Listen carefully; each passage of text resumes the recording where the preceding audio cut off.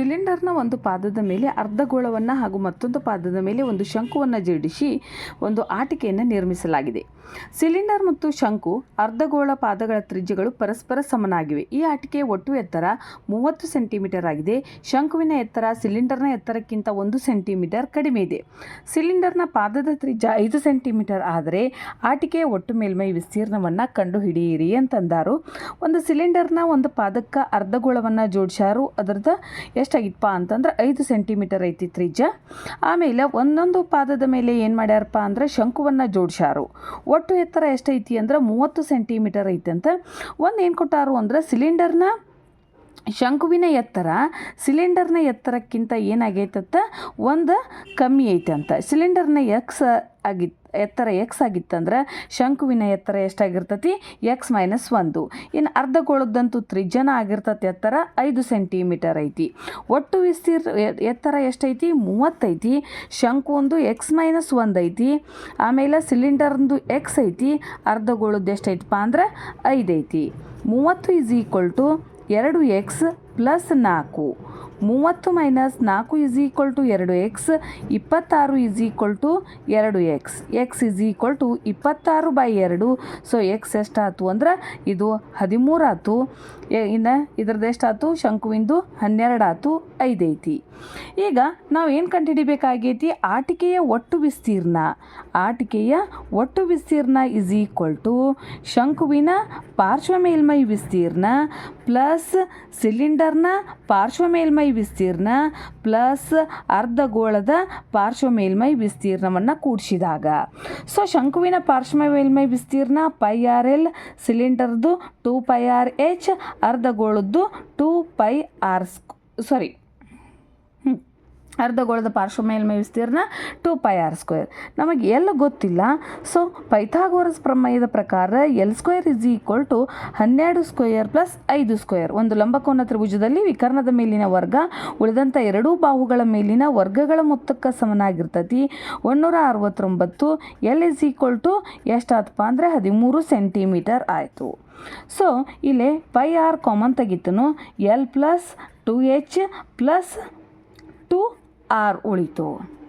π ಅಂದರೆ 22/7.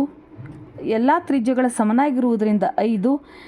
13 2 × 13 + 2 × 5. 22/7 × 5 13. 13 × 26 + 10. 22/7 × 5 ಎಷ್ಟಾಯ್ತು 6 3 9 349. 7 1 7 7. 22 × 7 5 30. 22 5 110. 11 ಕೈಲ ಉಳಿತು. 22 3 66. 1 11 770 ಚದರ ಸೆಂಟಿಮೀಟರ್. ಆಟಿಕೆಯ ಒಟ್ಟು ವಿಸ್ತೀರ್ಣ 770 ಚದರ ಸೆಂಟಿಮೀಟರ್ ಅಥವಾ ಸೆಂಟಿಮೀಟರ್ ಸ್ಕ್ವಯರ್.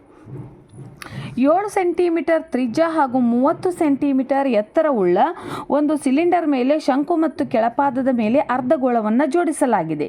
ಜೋಡಿಸಿದ ಈ ಘನಾಕೃತಿಯ ಒಟ್ಟು ಎತ್ತರ 61 ಸೆಂಟಿಮೀಟರ್ ಆದರೆ ಘನಾಕೃತಿಯ ಮೇಲ್ಮೈಗೆ ಬಣ್ಣ ಹಚ್ಚಲು ಪ್ರತಿ 100 ಸೆಂಟಿಮೀಟರ್ ಸ್ಕ್ವೇರ್ಗೆ ₹10ರಂತೆ ತಗಲುವ ವೆಚ್ಚವನ್ನು ಕಂಡುಹಿಡಿಯಿರಿ ಅಂದಾರು.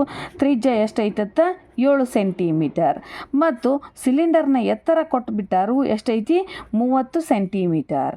ಹಂಗಂದ್ರೆ ನಮಗೇನು ಬೇಕಪ್ಪ ಅಂದ್ರೆ ಶಂಕುವಿನ ಎತ್ತರವನ್ನು ಕಂಡುಹಿಡಿಬೇಕಾಗೈತಿ.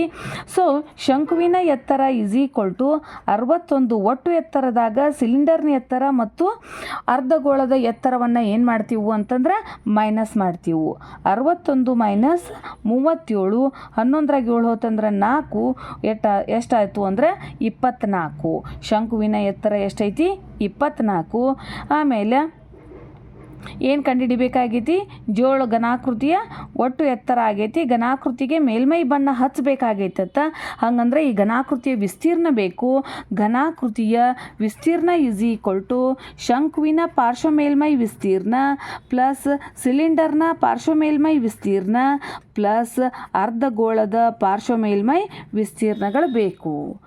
ಶಂಕುವಿಂದು πr_l, ಸಿಲಿಂಡರ್ದು 2πr_h plus ಅರ್ಧಗೋಳದ್ದು 2πr². So πrನ ಸಾಮಾನ್ಯ ತೆಗಿತನು. L 2h plus 2r.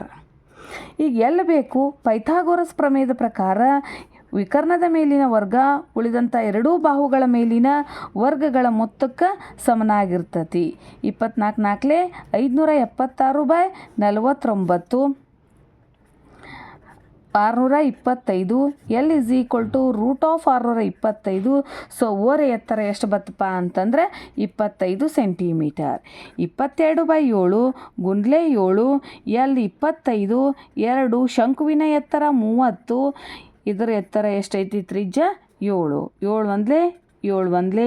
So 25 32 60. 2 7 14. 22 5 4 9. 6 7 99. 22 9 198. So ಎಷ್ಟು ಉಳಿತು ಅಂತಂದ್ರೆ 19 ಕೈಲಾ ಉಳಿತು. 198ಕ್ಕೆ 19 ಕೂಡಿಸಿದೀವು ಅಂದರೆ ಕೈಲಾ 8 8 16 ಒಂದು 17 ಕೈಲಾ ಬತ್ತು ಒಂದು 2178 ಸೆಂಟಿಮೀಟರ್ ಸ್ಕ್ವೇರ್.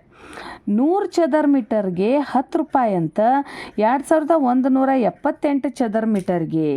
ಈ ಪೂಜಿ ಹೋತು 2178 ಡಿವೈಡೆಡ್ ಬೈ 10 217.8 ರೂಪಾಯಿ. ಅದಕ್ಕೆ ಬಣ್ಣ ಹಚ್ಚಲು ಬೇಕಾಗ್ತಕ್ಕಂಥ ಹಣ 217 ರೂಪಾಯಿ 80 ಪೈಸೆ. ಇನ್ನು 14 ಸೆಂಟಿಮೀಟರ್ ಎತ್ತರ ಮತ್ತು 7 ಸೆಂಟಿಮೀಟರ್ ತ್ರಿಜ್ಯವಿರುವ ಒಂದು ಶಂಕುವಿನ ಘನಾಕೃತಿಯನ್ನು ಕರಗಿಸಿ ಅರ್ಧಗೋಳದ ಘನಾಕೃತಿಯಾಗಿ ಪರಿವರ್ತಿಸಿದರೆ ಈ ಅರ್ಧಗೋಳದ ತ್ರಿಜ್ಯವನ್ನು ಕಂಡುಹಿಡಿಯಿರಿ ಅಂದಾರು. ಒಂದು ನೆನಪಿಟ್ಕೋಬೇಕು, ಒಂದು ಆಕಾರದ ಘನಾಕೃತಿಯನ್ನು ಇನ್ನೊಂದಕ್ಕೆ ಪರಿವರ್ತನೆ ಮಾಡಾಕತ್ತೀವು ಅಂತಂದ್ರೆ ಅಲ್ಲಿ ನಮಗೇನು ಬೇಕು, ಸಾಮರ್ಥ್ಯ, ಗಾತ್ರ ಅಥವಾ ಘನಫಲ ಗೊತ್ತಿರಬೇಕು. ನೋಡ್ರಿ ಇಲ್ಲಿ ಶಂಕುವಿನ ಘನಾಕೃತಿಯನ್ನು ಕರಗಿಸ್ಯಾರಂತ. ಸೊ ಶಂಕುವಿನ ಘನಫಲ = ಅದ್ರದ್ದು ಒಟ್ಟು ಏನು ಗಾತ್ರ ಏನಾಗಿರ್ತತಿ, ಸಮನಾಗಿರ್ತತಿ. ಅರ್ಧಗೋಳದ ಘನಫಲಕ್ಕೆ ಏನಾಗಿರಬೇಕು, ಸಮನಾಗಿರಬೇಕು. ಶಂಕು ಇದ್ದದ್ದನ್ನು ಕರಗಿಸಿ ಅರ್ಧಗೋಳವನ್ನು ಮಾಡಾಕತ್ತಾರು.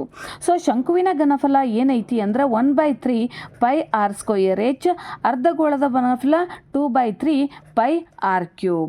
ಸೊ ಇಲ್ಲಿ r ಅನ್ನೋದು 2 ಸಲ ಬಂದಿರೋದ್ರಿಂದ ಒಂದು r1 ಆಗಿರಲಿ, ಇನ್ನೊಂದು r2 ಆಗಿರಲಿ. ಶಂಕುವಿನ ಎರಡೂ ಕಡೆ ಪೈ ಏನಾಗ್ಬಿಡ್ತತಿ, ಕ್ಯಾನ್ಸಲ್ ಆಗ್ತತಿ.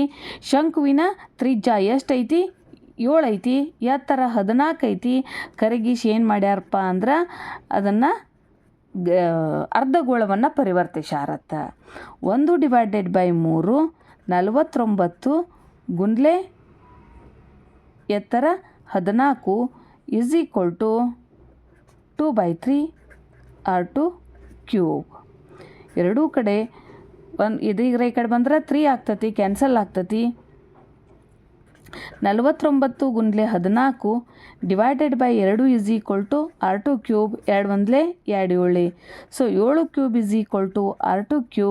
ಆದ್ದರಿಂದ ಇದರದ್ದು ಅರ್ಧಗೋಳದ ತ್ರಿಜ್ಯ ಎಷ್ಟಾಗೈತಪ್ಪ ಅಂತಂದ್ರೆ 7 ಸೆಂಟಿಮೀಟರ್ ಆಗೈತಿ. ಇನ್ನೊಂದು ಸಿಲಿಂಡರ್ನ ಆಕೃತಿಯಲ್ಲಿರುವ ಒಂದು ಟ್ಯಾಂಕ್ನ ಪಾದದ ವ್ಯಾಸ ಕೊಟ್ಟಾರ ಎಷ್ಟೈತಿ ಅಂತಂದ್ರೆ 21 ಸೆಂಟಿಮೀಟರ್ ಐತಿ ಅಂತ. ತ್ರಿಜ್ಯ ಏನಾಗ್ತದಪ್ಪ ಅಂತಂದ್ರೆ 21/2 ಆಗ್ತತಿ. ಎತ್ತರ ಕೊಟ್ಟಾರು. ಆ ಸಿಲಿಂಡರ್ನ ಎತ್ತರ ಎಷ್ಟೈತಿ ಅಂದ್ರೆ 18 ಸೆಂಟಿಮೀಟರ್ ಆಗಿದೆ. ಒಂದು ಬದಿಯಲ್ಲಿ ಅರ್ಧಗೋಳವನ್ನು ಮತ್ತೊಂದು ಪಾದದ ಮೇಲೆ 9 ಸೆಂಟಿಮೀಟರ್ ಎತ್ತರ ಇರತಕ್ಕಂಥ ಒಂದು ಶಂಕುವನ್ನು ಜೋಡಿಸಲಾಗಿದೆ. ಈ ಆಕೃತಿಯ ಘನಫಲವನ್ನು ಕಂಡುಹಿಡಿಯಿರಿ ಅಂತಂದಾರು. ಆಕೃತಿಯ ಘನಫಲ = ಎಲ್ಲ ಘನಫಲ ಸೇರಿಸಿಬಿಡ್ತೀವಿ. ಏನ, ಶಂಕುವಿನ ಘನಫಲ ಪ್ಲಸ್ ಸಿಲಿಂಡರ್ನ ಘನಫಲ ಪ್ಲಸ್ ಅರ್ಧಗೋಳದ ಘನಫಲ, 3 ಘನಫಲಗಳನ್ನು ಸೇರಿಸ್ತೀವಿ. ಶಂಕುವಿನ ಘನಫಲ 1/3 πr²h. ಸಿಲಿಂಡರ್ನ ಘನಫಲ πr²h.